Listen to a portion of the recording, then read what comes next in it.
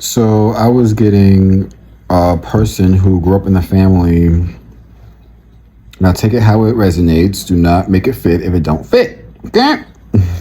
But I'm getting someone who's in the family who grew up and they were mistreated a lot. Now you might have a sibling that is very close in age with you, like Irish twins almost. You guys could be 8 months apart, 10 months apart, very close. And forever, people always favored this older sibling. And you didn't understand why, because you always felt like you were just as talented, just as smart, just as ambitious as they are. You just didn't get the attention from the parental figures in your life to foster that talent, to foster that intelligence, to foster that thing in you that will make you, be the best you can be. And because of that, it caused you to have less confidence. It caused you to regress. It caused you to question your gifts and abilities, not only spiritual, but only your material gifts and abilities. Like if you sing or dance or something, they try to okay, let me give you an example. Like if you got in trouble in school, they would take that away from you. If you were in dance class, they would take it away from you. If you were, an athlete, they would take the sport away from you as a way of punishment. But they would not do that to the other sibling who was doing things as well, probably worse things. But because they were probably smarter in school or just excelled in school, they got more rewards. But the reason why they were excelling in school and you weren't is because they didn't have the spell work put against them. And spell work can go both ways. They can be spell work to make someone excel, and it can be spell work to make someone regress and to be stagnant. And they were giving you the stagnant spells, giving the older sibling the excelling spells. Okay, follow my lead here, follow my drift. And the older sibling did not know about this until they got older. And when they got older, they realized, oh wow, yeah, why did I not like my other sibling? But now they kind of was so stuck in that way of thinking about you that they really started not to like you. And they convinced your other siblings as well, the ones who are old enough to follow the lead of the other sibling, to not like you as well.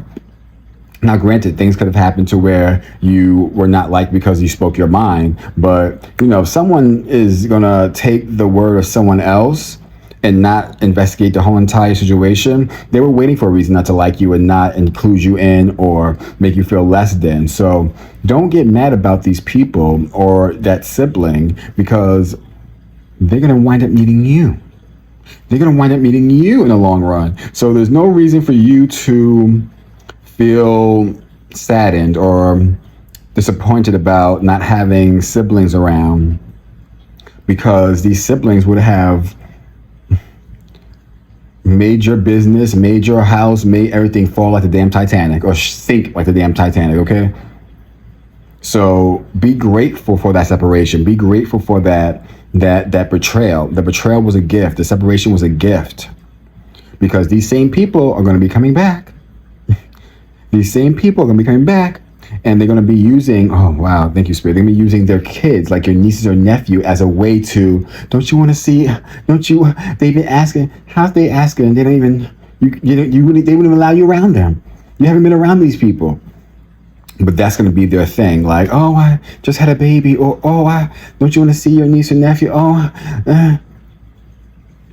Now, granted, the nieces and nephews could really want to have a relationship with you. But you're going to be so skeptical, like, are they being used as a ploy? Yes, they are. So I would implore you to probably wait till these nieces and nephews are old enough, like 15, 16, or 17, so they can forge their own opinion about you and really see that uncle or aunt or whoever that stayed away was staying away because they were in some toxic shit.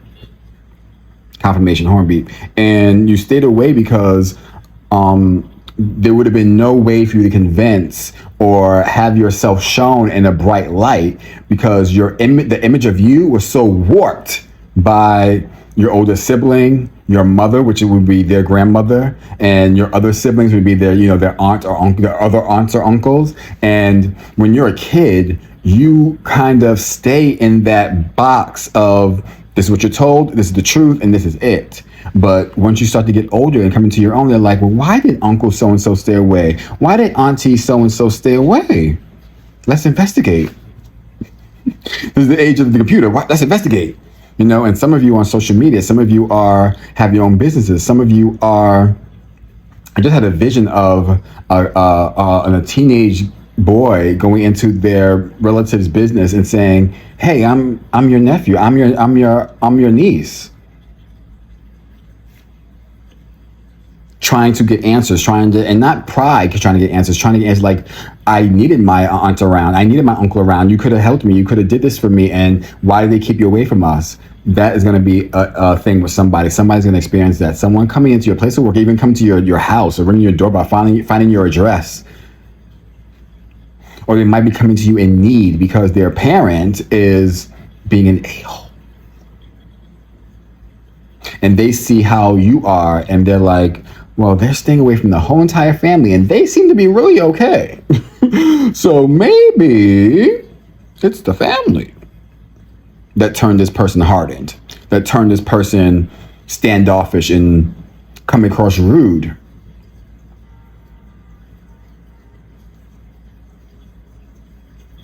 There's a lot that goes on in family dynamics that the kids don't know about, and when it gets revealed to them, it's going to cause a second round of rifts, is what I'm hearing, because what's going to happen is the kids are going to do their own investigation, right? And when they do this, it's going to cause them to have animosity towards their parents for not trying harder to have the kids around you. They're going to be like, well, they weren't a murderer. They weren't a rapist. They weren't a thief. And if you did suffer from any drug addiction or anything else, you never brought it around them, meaning you were never high around them. So in theory, those kids never even seen you high. They never even seen you in that energy, never even seen you like that. And if they did, they were so young, they don't remember those memories. And I mean, if they saw you high, I mean, they saw you not acting high, but you could have been high in a high state of mind, but you were not acting high. So they don't even remember. They don't have no memories of you acting crazy. They have memories of you acting out of order is what I'm getting at here. Also, what I'm getting at is the people around them, the other adults around them, know that you're not a bad person, but they can't support you because they've done such a fucking bang-up job. Not a bang-up job, they've done a good job of re-eroding your personality. Thank you, Spirit, for that word. They did a good job at re-eroding your personality that the kids were brainwashed for a long time. But not anymore is what I'm hearing. Just know that you will have a relationship with your niece and nephews in due time.